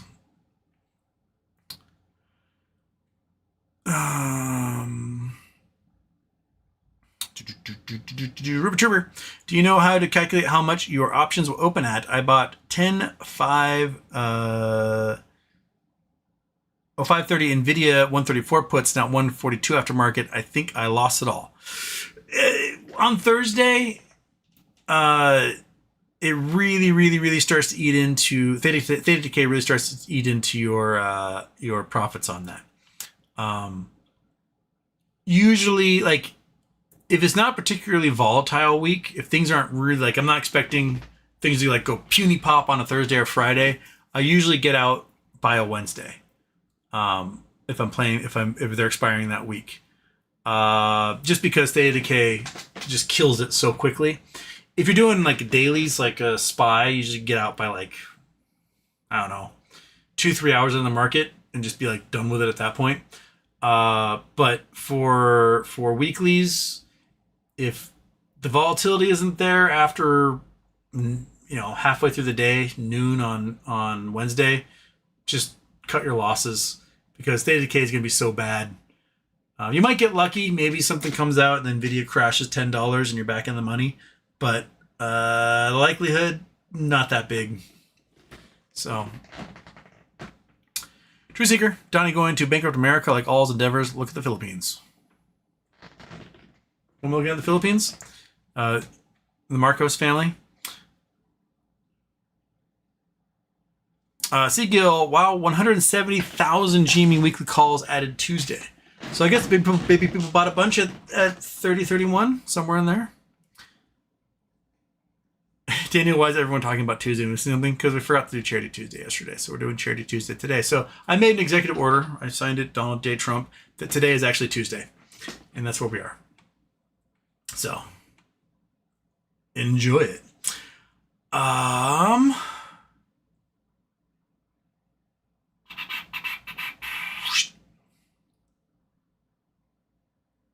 Ding ding dong. I would love to be in a union. I don't know if Aldi is. I don't know if Aldi is either. Aldi's a German company. You'd think the Germans would be a little more union oriented, but then a lot of times they come over to the US and are like, no, unions, I have to deal with them in Europe. But, if not, get the job and then form a union and see what happens. Seagill, there's a great AI interview of a gorilla dressed up like the dude from Big Lebowski talking about the fight. Hilarious. Okay. Daniel says, 100 men versus one gorilla, always gorilla will win because most of us are couch potatoes. That is also true. But that gives the more mass than probably would have average. Just it's like punching a pillow at that point. And so I only have one share of Genie. My average is $20, even to the moon. All my money's in finger. Tyler says, good for you. Daniel, Jimmy, you don't need to borrow from someone. They always have phantom shares. That's true. And the Do Wish Jimmy goes high as $70. Oh, $70 would be fantastic. I think if it could get $70, I could retire at this point. If the volatility bounces around, get to there, I think that might be enough for Houston to retire. And then I'll ever think about my GME shares again after that. I wish I had come up with this option strategy back in 2021. I didn't even think of it. I was like, I'm going to play this up and down until like 2022. And by then the volatility was gone. There was a day in March 2021 where the price flew from basically $40 in a month to like $348. So you're up $30,000 on any call options you had for a month out. And then the price crashed in a single trading shift. It went from like 348 to like 160 in 20 minutes, halted, and then shot back up to 250 20 minutes after that. So whoever was on that, if they had a put at, I don't know, $300, right? That put just netted them. They probably bought it for $1 because it would have been a weekly. In 20 minutes, they made $14,000 to $17,000 off of that. That would allow them to buy a whole bunch of $200 calls, probably 170 of them, maybe more, right? And then it rocketed back up to 260, and they made $6,000 off every single one of those. So they just made about $1 million off of that for basically two plays. If they were to purchase just one weekly put during that 40-minute period, absolutely insane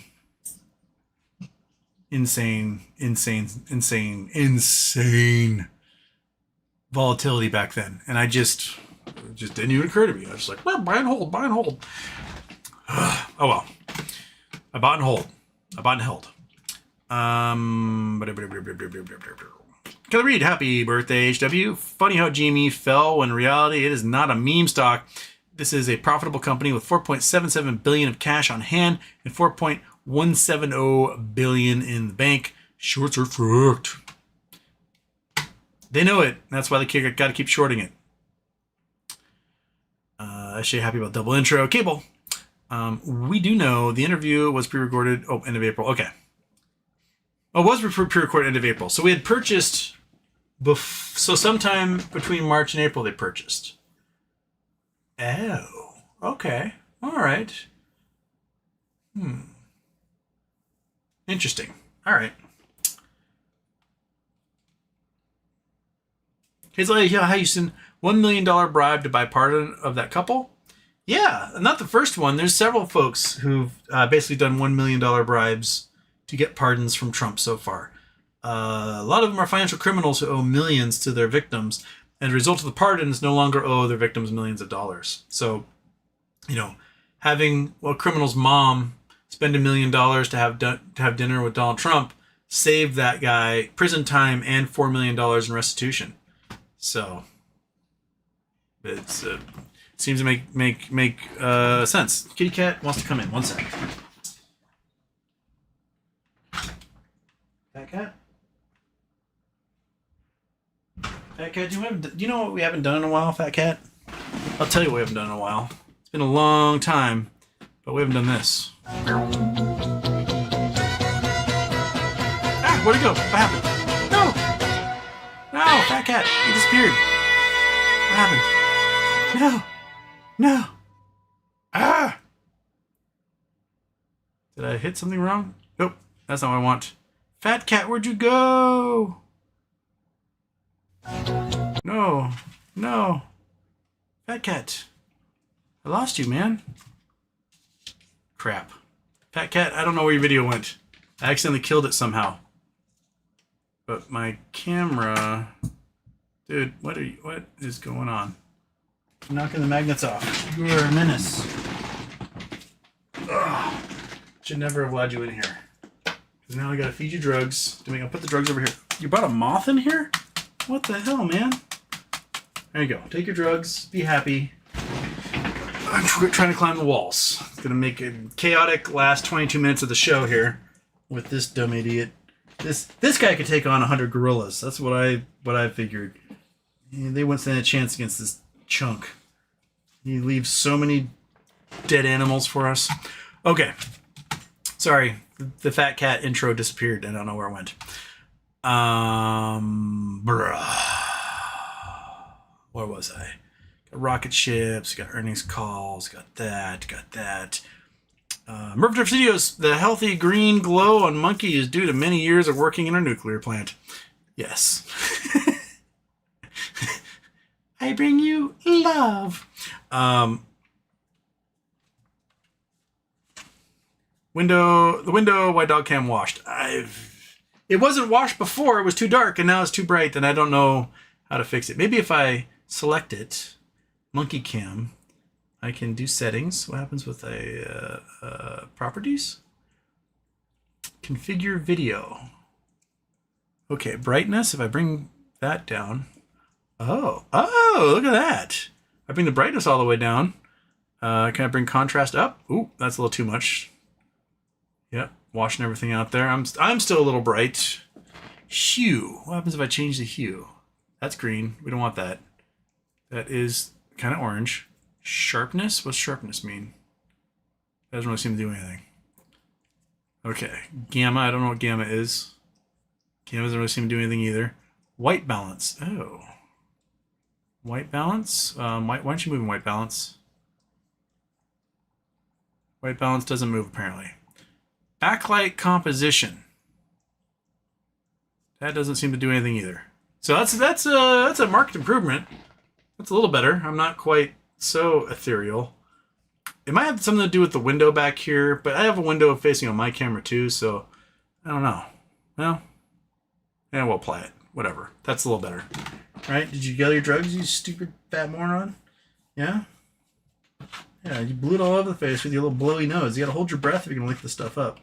Otherwise, your stupid little mouth makes it blow all over the place. Okay. Where was I? Todd Earhart, AMC, GME volume, 33 million and 45 million. Big Z Zerp, the window wide dog cam is washed. Yes. Cable. So the BTC price would have to be around that range during the month between 25th of March and April. Noted. True Seeker says Trump 100% will go after ACA Obamacare. Oh yeah, and one of the big problems is that people don't realize that the ACA is the same thing as Obamacare. They're like, oh, I hate Obamacare, and they're like, okay, well they're gonna cancel the ACA. Well, I need that. I'm only alive because of that. And like, dude, it's the same thing. It'd be like saying, I hate cars, but I love passenger vehicles. They're the same thing, right?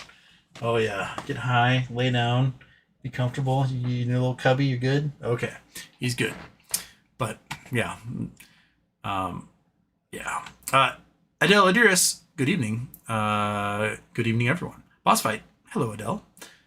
SJ says what? Oh, it's after Dr. G78 threw out the big ones out there. Ooh, nice. Anything new? So at $13.54, so we're still $46 away from Monkey get another snack, but she seems pretty content on the floor right now. Stephanie L, hi, belated happy birthday, wish for you. Yes, the word belated comes first. Don't the Knowles expire at the end of June? If so, does that mean Cohen needs to pull the trigger by then? That is one way of reading it, is that you've got 2 years basically from the true start of bankruptcy proceedings and attempts to protect the Knowles to protect the Knowles. Now, there are bankruptcies where the Knowles were exploited at a later date. I think Washington Mutual, they started bankruptcy in 2008 and then Sirius 2009 was when they got everything together for the plan. And then I don't think they went through a merger until like 2012, 2013, and the Knowles were carried forward. So that was like 3-4 years.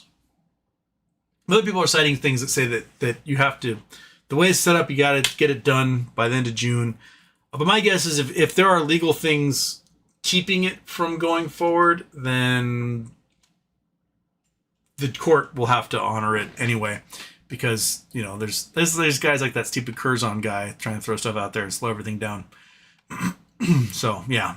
AV says RC741 equals 4710 Bitcoin. That's a quinky dink, isn't it? Logic Cruel Houston, have you ever read the story of Timothy Dexter? Have I read the story of Timothy Dexter?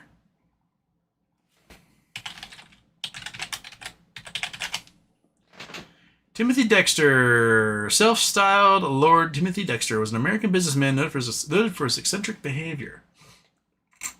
Okay. January 22nd, 1747 to October 23rd, 1806. Self-styled Lord Timothy Dexter was an American businessman noted for his eccentric behavior and writings. He became wealthy through marriage and a series of improbably successful investments and spent his fortune lavishly.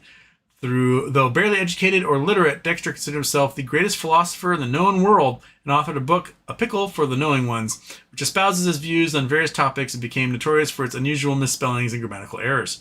Dexter was born in Maiden, Provincetown, Massachusetts. He was born from a poor family of Irish immigrants who had moved to the New World the century before. He had little schooling and dropped out of school to work as a farm laborer at the age of 8.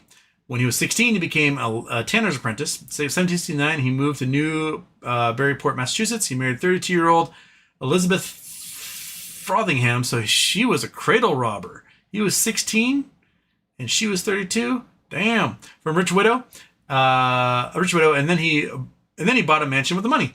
Dexter set up a shop in the basement selling moose hide trousers, gloves, hides, whale blubber. Elizabeth also opened a shop that sold notions. What the fuck is a notion? Is that a pincushion? Interesting. Okay. Sewing and haberdashery notions are small objects or accessories, including items that are sewn on or otherwise attached to a finished article, such as buttons, snaps, collar, stays. Notions are also including the small tools used in sewing, such as needles, threads, pins. Oh, so it's all those sewing bits. Okay. I did not know that. At the end of the American Revolutionary War, it purchased a large amount of depreciated continental currency that were worthless at the time. At war's end, the U.S. government made good on its notes at 1% face value, while Massachusetts paid its own notes at par. His investments enabled him to amass a considerable profit. He built 2 ships and began to export business to the West Indies and Europe. Because he was largely uneducated, his business sense was considered peculiar.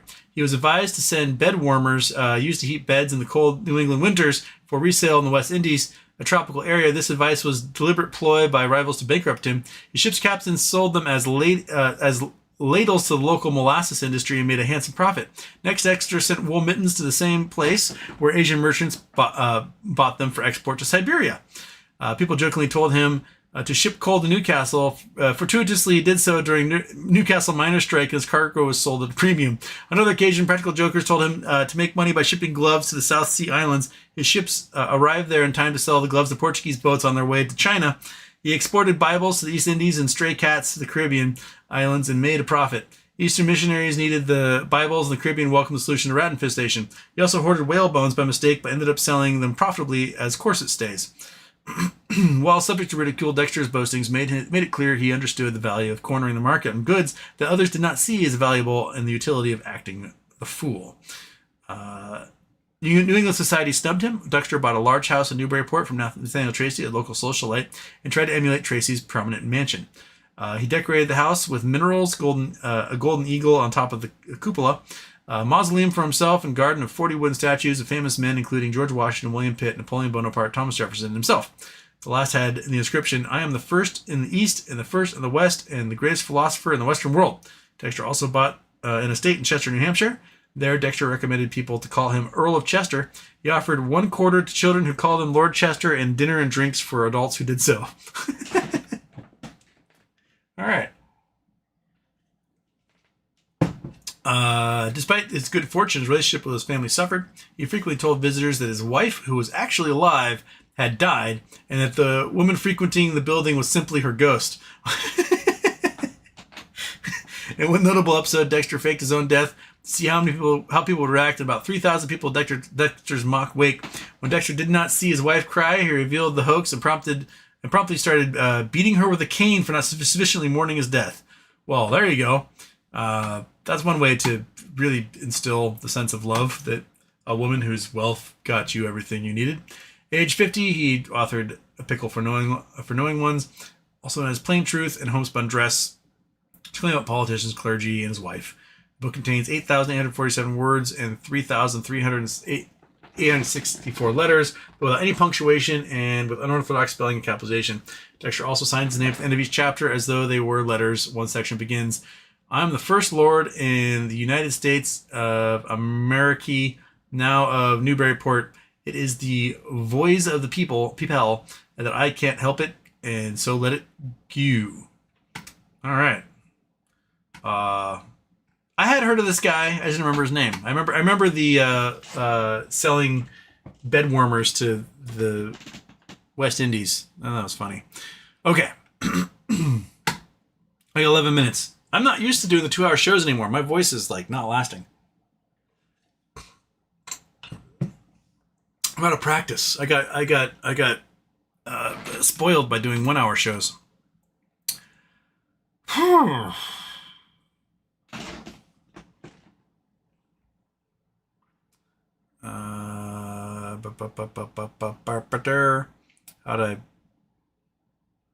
What happened? Where did this thing go? Okay.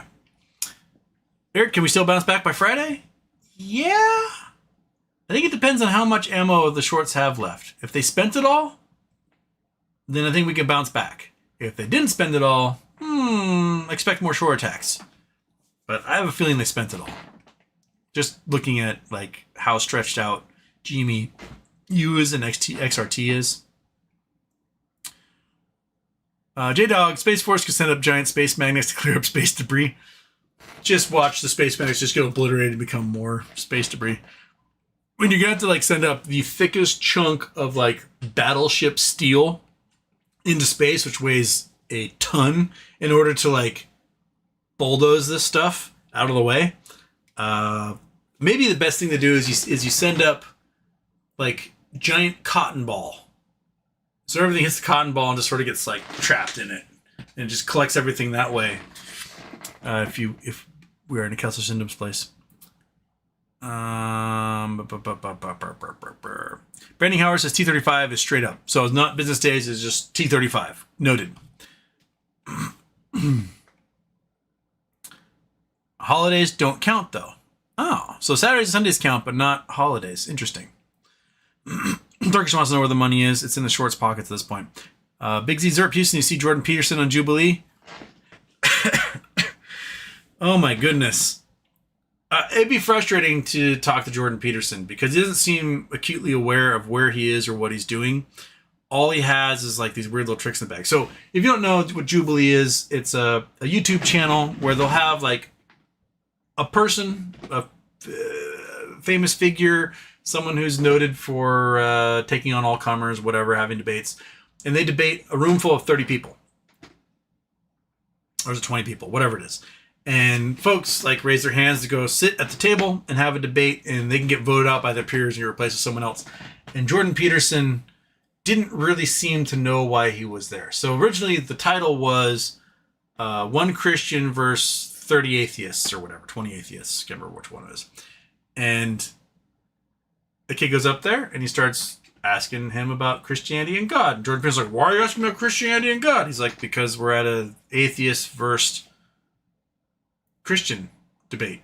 And he's like, well, what makes you think I'm Christian? And like, you're literally scheduled here to be the Christian. That's your job. Well, I don't ascribe to that. And they're like, what? Aren't you like a well-known, like you talk about Christianity in your little podcast all the time? And he's like, well, yes, but that doesn't mean I necessarily believe. What does belief mean? And whatever. And so people would be like, here's a hypothetical. He's like, I don't do hypotheticals. I'm like, well, you don't do hypotheticals? So he said he would never lie. Lying is against Christianity and it is wrong at all times. And someone's like, well, what if you were in Nazi Germany and you were protecting a family of Jews from the Nazis? Would you lie about them being in your house? Like, I would never be put in that position. So basically he's saying he would never protect Jews. But that's not what he meant. He meant that he would, it's hypothetical. Like, it just couldn't possibly happen. Like, you cannot possibly see that genocide could ever happen again or something. And he could never be trusted to philosophize about the hypothetical. And yet he's a psychologist, and a lot of psychology is literally hypotheticals, trying to figure out human behavior. But regardless, people are like, what do you believe? He's like, what do you mean by belief? Like, where's your faith lie? What do you mean by faith? What you believe in? Like, is that secular logic? And the people are like, oh my God, dude, like, he looks really bad. And it's so bad that Jubilee changed the name from one Christian versus 30 atheists to Jordan Peterson versus 30 atheists, because he didn't understand that he was supposed to be playing the role of a Christian in that debate because he's a Christian. But he couldn't admit it, which in itself is a sin. But yeah, it was definitely a weird one to watch for sure. Some of those kids, because they were kids against Jordan. They got some great zingers in there, and I highly recommend it. At least the clips. The clips are pretty funny. Jubilee makes for some fantastic viewing. I'm all for it. Okay, check in on the donations. We're still at 1354. Okay, we haven't really gone anywhere there. I'm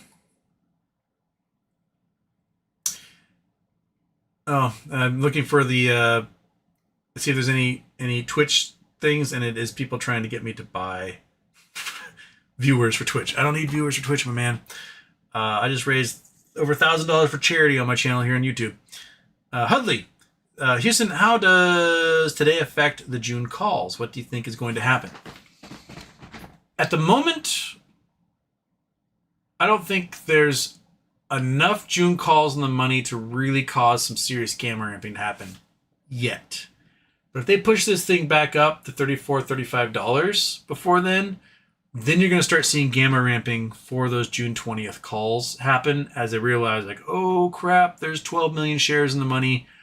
we got to do something about this, because by the time we get to the weekly portion of it, another 60 to 100,000 options will get purchased going into that week, putting those in the money and making June real spicy. At the moment, it dropped down to like, 7 million shares in the money? Max Payne chart. Yeah, 7.9 million are currently in the money. We were at 12.5 million yesterday with the price at 35.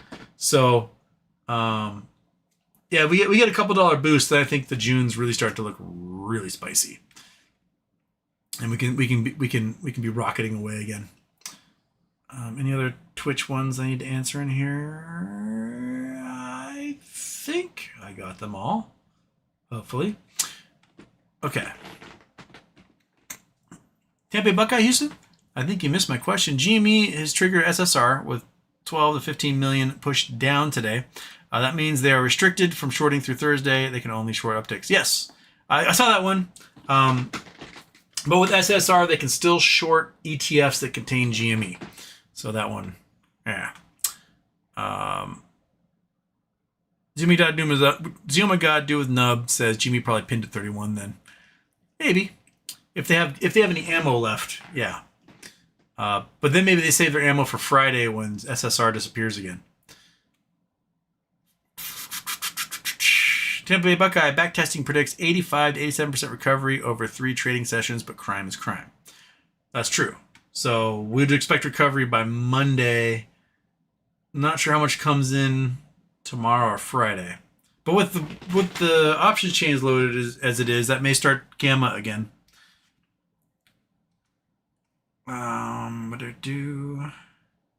Ace Ventura, can you explain the universe again, please? Well, I mean, there's hydrogen and helium, and then there's everything else. So the universe popped into being, right? It's the thought is it was so dense and so hot that nothing could exist in any form we recognize. We're talking like quadrillions of degrees where like the universe is essentially boiling, or what would have been the known universe at the time. So hot that like atoms couldn't exist, quarks couldn't bond together to form, base elements, basal structures of the elements that make up the elements. There were no 4 forces. There was nothing. There was just grand unified theory at that point. There's just hotness. As things were hot, and they were so hot they didn't want to be anywhere near each other, they expanded rapidly. And as they expanded rapidly, they began to cool. Because, condensation, baby. But it was still so hot that as the first atoms of hydrogen formed, first protons with electrons flying around them, they were still smashing into each other at great rates of speed, forming a little bit of helium. So about 10% of the known universe became helium as a result. So we had hydrogen and helium out there. Most of it was ionized for a long time without the electrons spiraling around them. And as things cooled, the electrons joined in and there was light. Once electrons were able to jump levels inside these hydrogen and helium atoms. And these things were in vast clouds across the known universe, still expanding pretty rapidly from inflation. And they managed to sort of find centers of gravity in these giant clouds and form the proto-galaxies, which then form the proto-stars and the proto-black holes and the active nuclei of these black holes that send these galaxies that made for things like quasars and BLAC objects and blah, blah, blah. Flash forward several billion years, the galaxies are more or less organized into your elliptical galaxies, where the black holes are so powerful they just blasted away all the gas and dust. And your spiral galaxies, which are generally smaller, and they form more of a disc shape with what would have been sort of the elliptical galaxy in the center, the main bulge where the black hole of your spiral galaxy is. And we live in one of those spiral galaxies.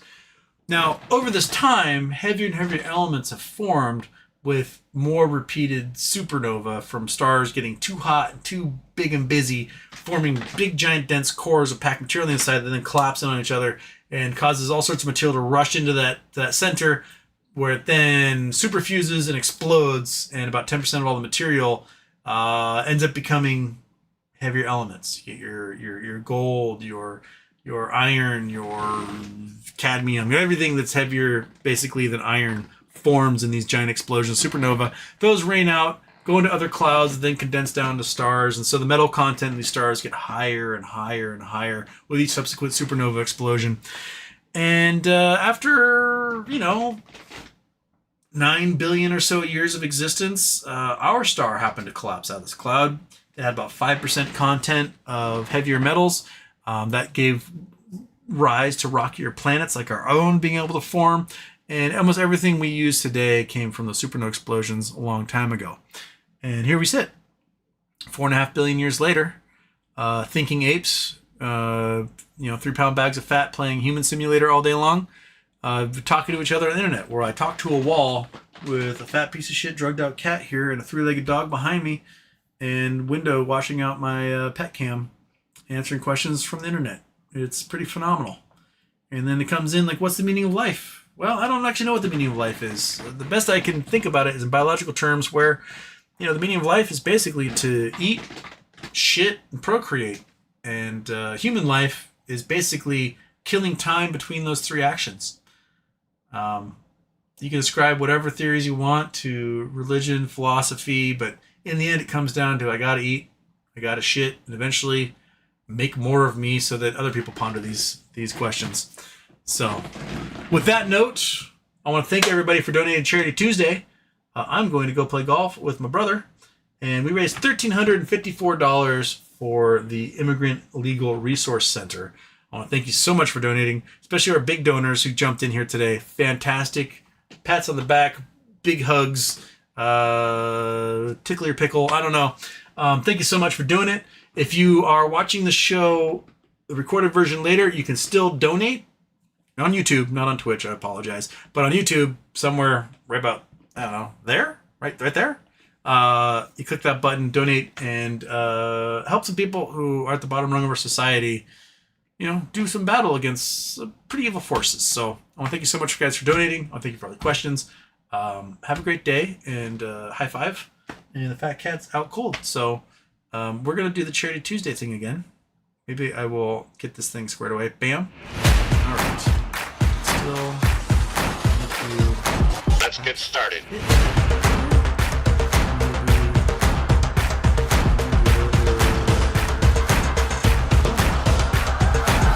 Let's go. Houston, we have a problem. Nope. Don't go away. I still got to make you a little bit smaller. And then, one of these days, look at that thing and fit in there. Okay. Bye-bye.